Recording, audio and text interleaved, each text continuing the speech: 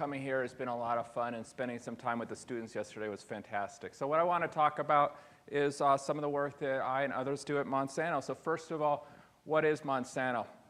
Monsanto does show up in the media fairly often. But for me, what Monsanto is it's a global company, but that also means it's a collection of people that I get to work with around the globe. So we're represented in all the countries shaded in here. It's 20,000 people and 20,000 people that I get to work with. So as far as my experience, Andre and I both came of age in an epigenetics lab, and this has been a great experience for me to broaden my focus in working around the world. A lot of what drives me is looking at where the world's going, and I think we're all quite aware of this. Populations are growing, and at the same time, the demand for food and the demand for protein is growing. So that's growing. Arable land isn't growing. The amount of acres that we have to produce food isn't growing, and yet the demand is growing. And so let's see where the laser button is on this. Not that. Not that. Okay.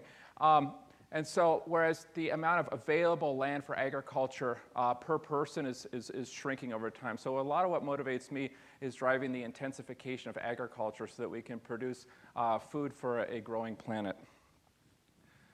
The way that we do this at Monsanto is really a systems approach. And this has been one of the most fantastic things about working there.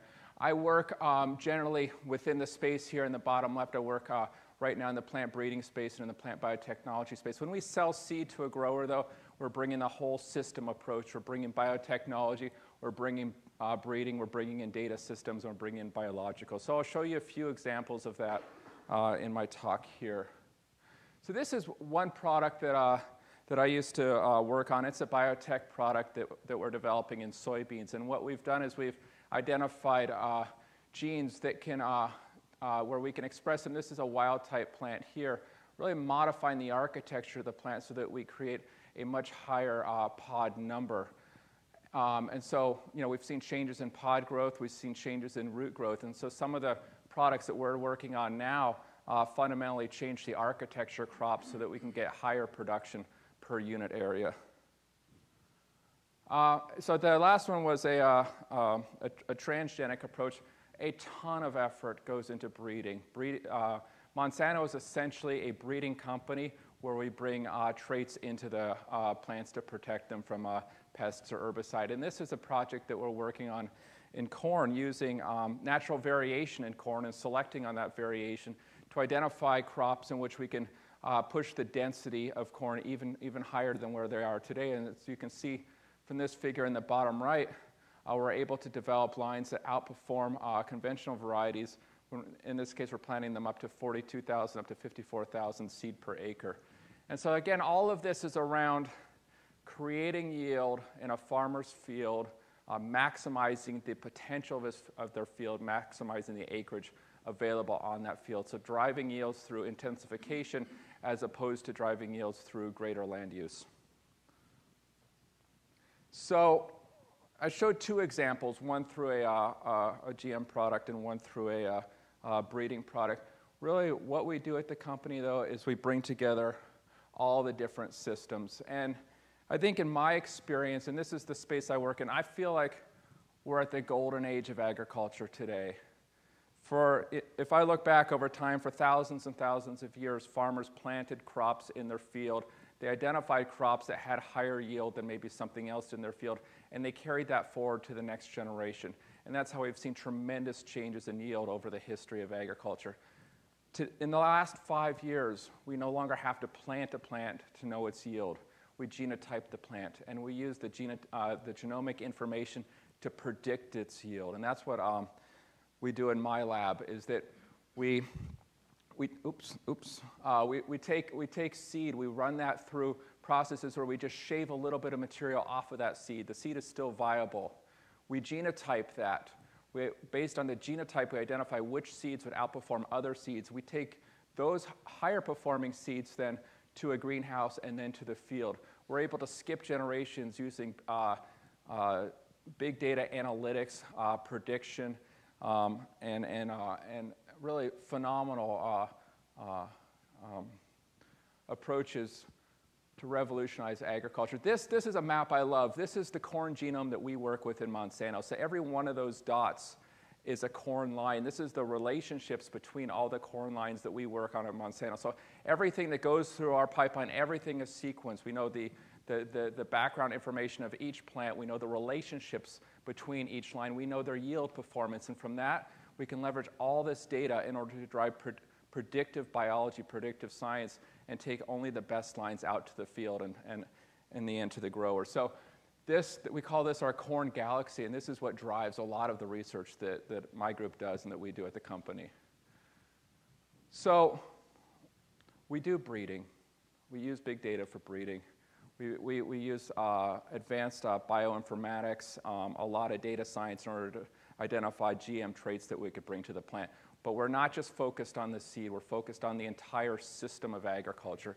And this is one of the really greatest advancements that we've seen in the past decade is using sensory technology in the field, using satellite imagery, using data that's coming off of the farmers' combines in order to create this holistic understanding of the farm and really be able to tell the farmer, based on the genetics that we have, based on our knowledge of your soils, based on our knowledge of weather patterns, this is the seed that you should plant in this part of your field.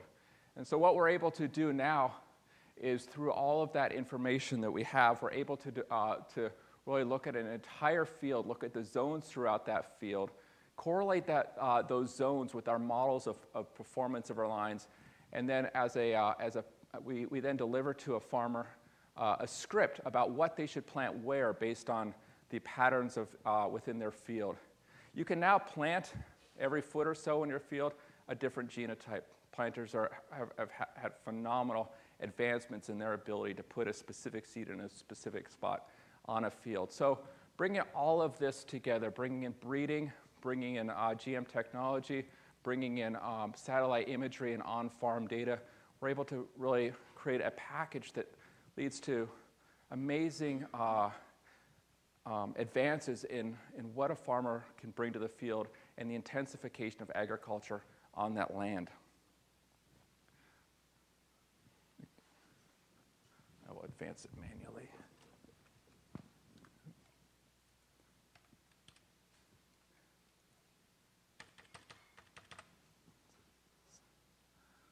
Something's not working. There we go. That one's working. Okay. Oh, I know why. That's my last slide. So thank you very much for having me, and I'll take some questions.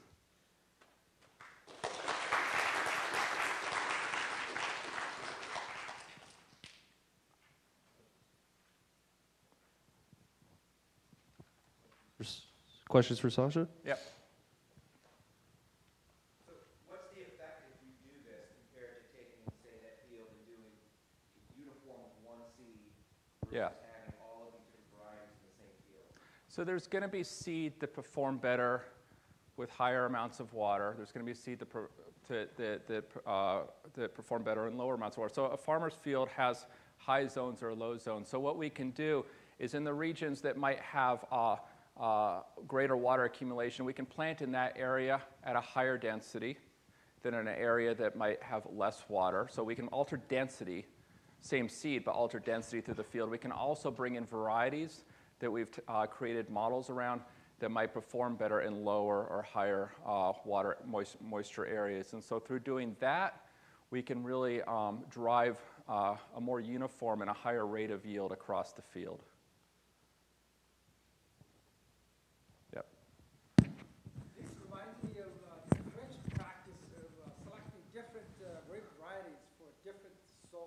Yeah. Is that where you're heading to? Am I making a Bordeaux?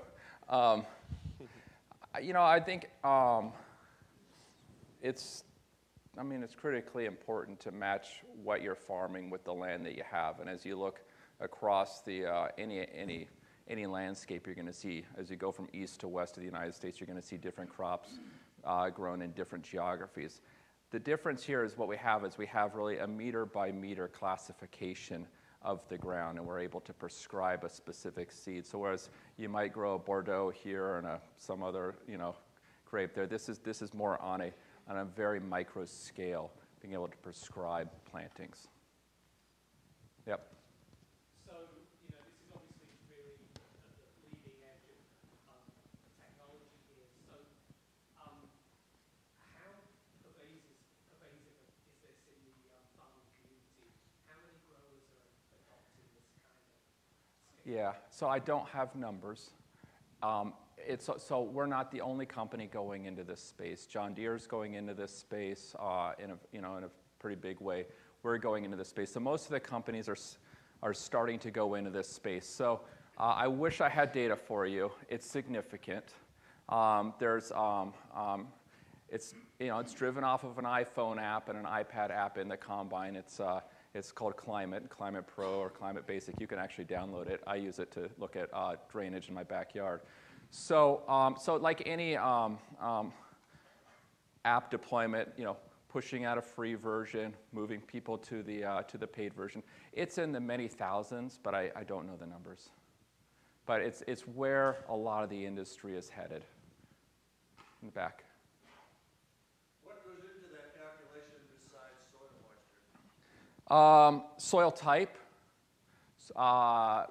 weather patterns, leveraging and historic data from that farmer's field, using those different inputs, and then using modeling. So if you know the soil types and you know the historical patterns and then you know the weather, you can then model within the season and from day to day or week to week what the conditions would be across that field. So not only can you prescribe planting, you can also prescribe follow-up applications of fertilizer to the field. The hope is then that the farmer can apply the right amount of fertilizer to the field at the right time. Today we have a phenomenal amount of nitrogen runoff from a farmer's field. If you can get a more prescriptive approach, and if you can then prescribe applications later in the season for what that region of the field needs, you could have, it's both cost effective to the farmer, could limit nitrogen runoff as well. Yep, red shirt.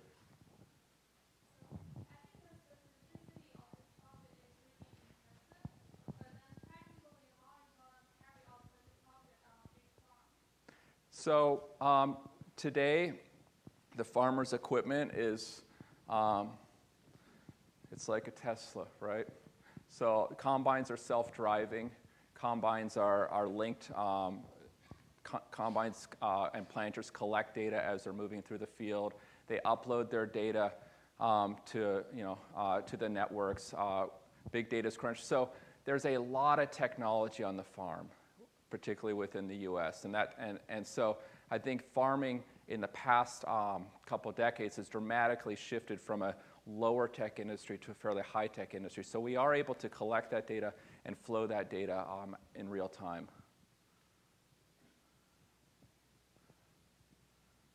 Yep, white shirt. So if you're looking at a meter by meter prediction of Yeah. what crushing exercise would be most to predict for a particular field, how do you anticipate how robust do you think this would be if climate variability increases? So, yeah, and I mean that's a very good question. So we're constantly in the breeding business, and so we're every year we're testing new varieties. It takes a number of years to test those varieties, bringing new varieties to market. So at the same time that we're going through this collecting data, prescribing plantings, we have a very active breeding pipeline, and we're bringing out new varieties every year, and we're developing models for the performance of those varieties in any given region. And so it's the systems approach, it's the ongoing breeding efforts, the ongoing GM efforts, and the on-the-farm data science. We have time for one or two more questions. In the plaid. So when Monsanto created the BT corn, there were concerns of that seed, the breeding, and the farm. The effects of the BT corn on the lepidoptera population was incredibly detrimental to monarch butterflies, for example. So with the company becoming more and more aggressively assessing genotyping rather than actual environmental and field studies, what steps would you do to prevent further problem with BT corn? Yeah, so I think, so I've been talking about a systems approach for agriculture. There's a systems approach for for the rest of our ecology as well. And so when you plant crops and you build herbicide tolerance into the crops, you have very clean fields. You also lose the milkweed in the fields, of which the monarch butterflies feed on. And so as we look across that system and we really understand what is leading to the impact of species that also live in that system, such as the butterflies, we can better understand how to remediate that system. So we actually have a pretty active program on bringing milkweed into agricultural communities. We plant milkweed on all of our properties, and we also bring that knowledge to the farmer. So I think it is a systems approach, and I think when we work together, we can solve tough problems. And so as a company, we're just as committed to the health of the landscape, particularly in our agriculture communities, as anyone. Last question with the hat. Brilliant work. Scaled to a much larger scale. Why even have farmers? Isn't the political consequence as we go down this, as we think of it, that actually we don't need a rural population beyond a very minimal level? Well, if you go back a good number of generations in America, 70 or 80% of you would be from the farm, would have grown up on the farm. And so we've seen through the industrialization of agriculture and through our techniques, going back to the development of hybrid corn in the 30s, the development of the combine, the steady technology that we brought to the farm, we have seen a change of populations in our country, so that now just a small fraction, 2 or 3% of America provides the food supply for the rest of the company. And that's really had amazing sociological changes across our company. So I don't know that I would take it to the point that we wouldn't have farmers, but we've certainly seen an absolutely dramatic shift in this country over the last 100 years in the number of people involved in agriculture. Which, well, I mean, yeah. And you can see the curve of agriculture as it's happened, and so whether that curve continues, we're at such a low percentage now that that's why I'm just not speculating right here what the future looks like, but I certainly know where the trajectory has gone in the past. And I also know the next speaker is an anthropologist looking at agricultural systems. So with that segue, let's all thank Sasha. Yeah.